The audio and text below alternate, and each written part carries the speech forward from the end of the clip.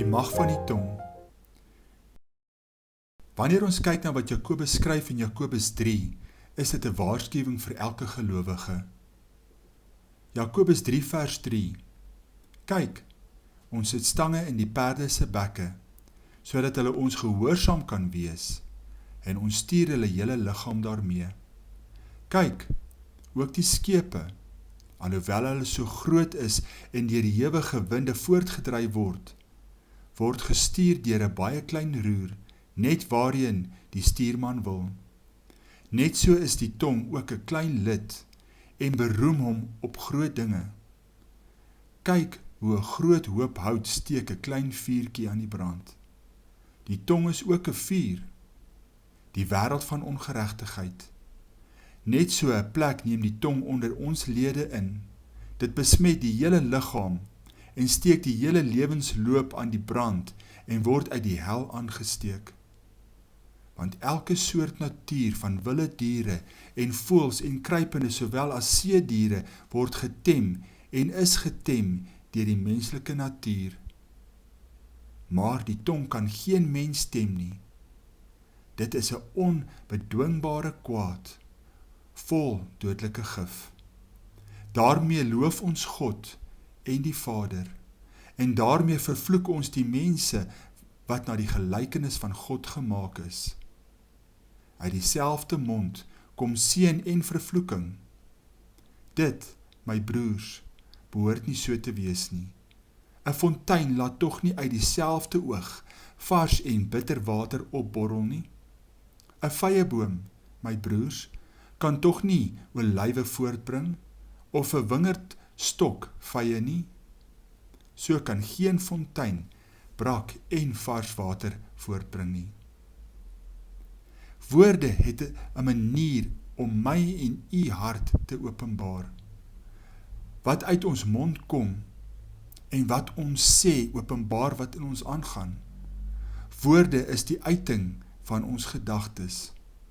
Die volgende was geskryf: A careless word may kindle strife, a cruel word may wreck a life, a bitter word may hate instill, a brutal word may smite and kill, a gracious word may smooth the way, a joyous word may lift the day, a timely word may lessen stress, a living word may heal and bless.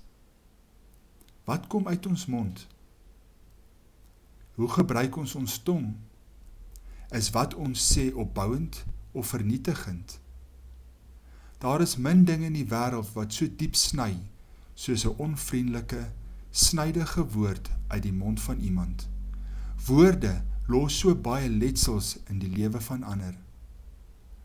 Daar word so baie tyd spandeer in die woord van God, wat my en u waarsku oor dit wat ons sê en oor die woorde wat uit ons mond uitkom. Ons word keer op keer gewaarsku oor ons tong. Kom ons luister na die volgende waarskuwings. Spreuke 13:3. Wie sy mond bewaak, bewaar sy lewe. Wie sy lippe wyd oopmaak, vir hom is daar ondergang. Spreuke 18:21. Dood en lewe is in die mag van die tong, en elkeen wat dit graag gebruik, sal die vrug daarvan eet. Psalm 39:2. Ek het gesê, ek wil my weer bewaar, sodat ek nie sondig met my tong nie. Ek wil my mond in toom hou, solank as die goddelose nog voor my is. Daar is verskeie metafore in die woord van God, wat vir ons 'n aanduiding is van die mag van die tong. Job beskryf die tong as 'n gesel. Jeremia beskryf die tong as 'n moordpyl. En Paulus beskryf die tong in Romeine 3 vers 13, soos volg. Hulle keel is 'n oop graf, met hulle tonge pleeg hulle bedrog, die gif van adders is onder hulle lippe. Jakobus gebruik 3 illustrasies om die mag van die tong te beskryf. Die eerste illustrasie is in vers 3, waar hy beskryf hoe daar 'n stang in die bek van 'n perd gesit moet word, om sodoende te kan verseker dat die perd gehoorsaam sal wees. Deur die stang in die perd se bek kan jy die perd beteël en dit gee jou die vermoë om die hele perd te beheer. Die oomblik wanneer die perd nie beheer word nie, beteken dit dat die perd is oproerig, onbeheerbaar en so perd sal weghardloop of sy ruiter afgooi. So is dit ook met die tong. Ek en u moet ons tong beheer. Deur die genade van God kan die tong beheer word en sal die aksies en optrede van die hele mens in toom gehou kan word. Wanneer ons nie ons tong in toom hou nie, is die resultate vernietigend vir ons. Die tweede illustrasie in vers 4 word daar verwys na 'n groot skip. Die beweging van 'n groot skip word beheer deur 'n klein roer. Al is daar storms, kan die stuurman steeds die skip stuur in die rigting wat hy wil. Die roer is klein en onbeduidend in verhouding met die groot struktuur van die skip, maar steeds hou die roer die skip in die regte rigting. Vat die roer van die skip weg en die resultaat is vernietigend. So 'n skip word oorgelaat aan die wind en golwe en sal doelloos ronddobber en sal op die rotse beland. Die roer van 'n skip is klein, maar doeltreffend. So is dit ook met die tong. Die tong is klein, maar doeltreffend. Die tong kan 'n invloed hê in ander se lewens.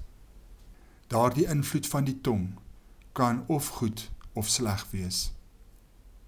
Ons tong kan 'n instrument wees in die hande van God, of ons tong kan 'n instrument wees in diens van Satan. Die derde illustrasie kan ons vind in vers 5. Jakobus vergelyk die kleinste vuurtjie en die resultaat wat so 'n vuurtjie het. In die geskiedenis kan ons sien hoe 'n klein vuurtjie verwoesting gesaai het. Wanneer ons dink aan die vuur wat in 1666 verwoesting gesaai het in Londen, vanaf Sondag 2 September tot Donderdag 6 September 1666 het 'n vuur deur die middestad van Londen versprei. Die vuur het 13.200 huise vernietig, 87 kerke en meeste van die staatsgeboue. Verder word daar gesê dat 70.000 van die 80.000 inwoners se huise vernietig is. Die vuur het begin in 'n bakkery en het baie vinnig versprei. Verder kan ons ook kyk na verwoesting in ons eie land. In 2017 was daar 'n Knysna verwoesting gewees. Tussen 700 en 1000 huise was verwoes en in Plettenberg Baai het 'n verdere 100 huise afgebrand. Duisende hektar plantasies was verwoes en die koste van die skade was astronomies gewees. Die voorbeelde wys vir ons die effek van 'n klein vuurtjie en die resultaat daarvan. So is die voorbeeld vir my en u 'n groot waarskuwing. 'n Woord uit ons mond het so 'n groot effek op ander.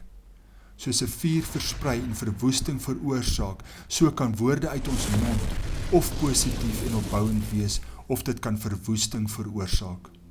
Man en vrou skei, families is opgebreek, goeie vriende raak aardsvyande en kerke skeur in stukke, alles as gevolg van die vurige pyle van ons tong. Die woord wat die tong toedien, is die meeste van die tyd onherstelbaar. Jakobus sluit hier die metafoor af en sê dat die tong wat so handel, word uit die hel aangesteek. Die onbeheerste vuur van die tong word aangewakker en gevoed deur die onblusbare vuur van die hel. Wat beteken dit wanneer ons tong verkeerd gebruik?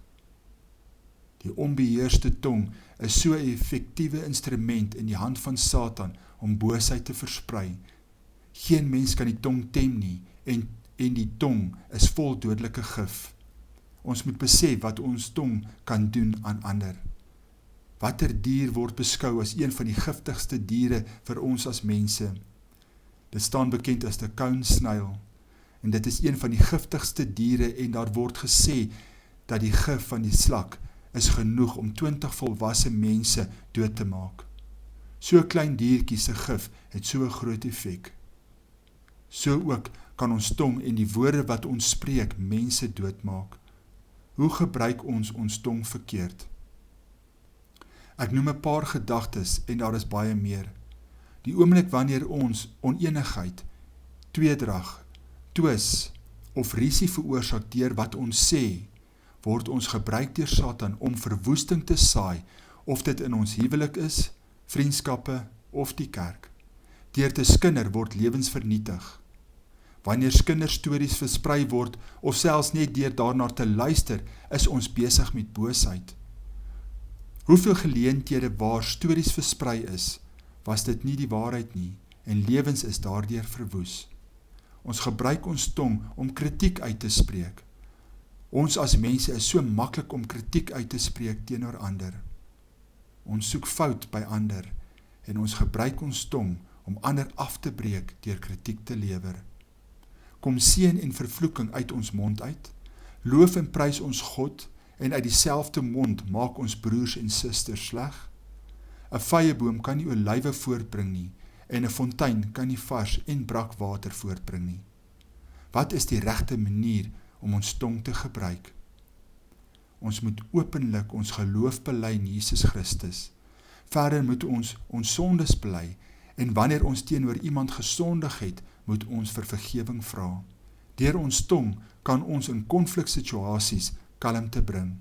Spreuke 15:1. 'n Sagte antwoord keer die grimmigheid af, maar 'n krenkende woord laat die toorn opkom. Laat ons tong gebruik om ander te bemoedig. Wanneer iemand deur moeilike omstandighede gaan, of dit tye van nood is, depressie of hartseer, is dit my en u verantwoordelikheid om ons tong te gebruik om woorde van bemoediging te spreek in so 'n persoon se lewe. Ons moet ons tong gebruik om getuies te wees vir Christus. Ons moet getuig van sy goedheid. Laat ons vir ander vertel wat hy vir ons gedoen het en steeds elke dag vir ons doen. Ons moet ons tong gebruik om op te bou en nie af te breek nie. Plaas 'n wag voor die mond.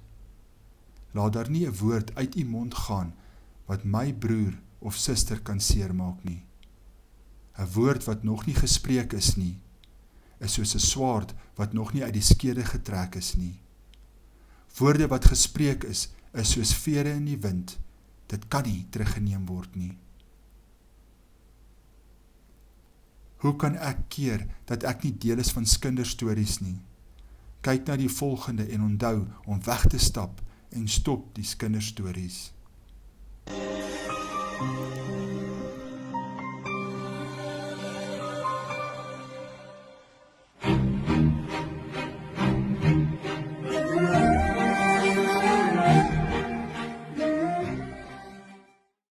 Laat ons tong gebruik om God te prys en ander te seën.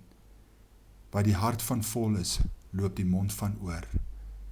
Gaan kyk gerus in Matteus 12:34 en Lukas 6:45. Mag die Here ons seën. Amen.